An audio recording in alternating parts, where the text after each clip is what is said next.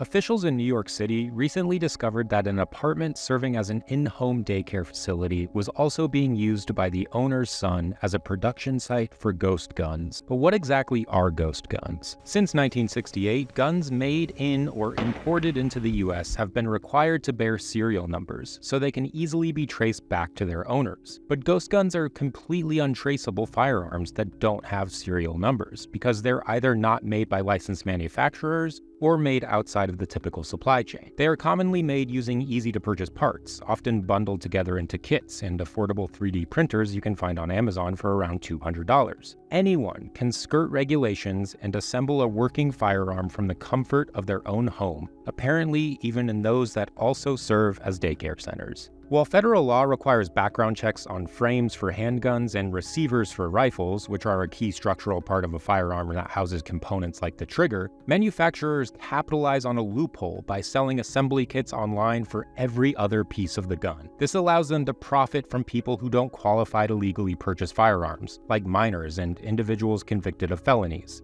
In other words, manufacturers of ghost gun kits can supply people with 80% of the weapon. Completing the remaining 20% just requires some drilling or simply 3D printing a receiver or frame. This process is easy for any novice to follow because the kits usually come with directions on how to finish the gun, tools that make the task easier, and sometimes even links to YouTube tutorials. The ease of building and acquiring a gun in this way has had some disastrous effects. According to a 2020 report by Everytown for Gun Safety, in California, a 16-year-old boy shot and killed 2 of his classmates and shot and wounded 3 others with a handgun. In Washington, D.C., ghost guns were used in 4 recent fatal shootings. In Arizona, a neo-Nazi sex offender bragged on Facebook about his arsenal of firearms and homemade assault-style rifles. All of these people were legally prohibited from buying guns. There are already more guns than people in the US, with around 120 civilian firearms per 100 residents, totaling 393 million guns that we know about, according to 2017 data. When you factor in the presence of ghost guns, this number is likely skyrocketing by the day. Last year, almost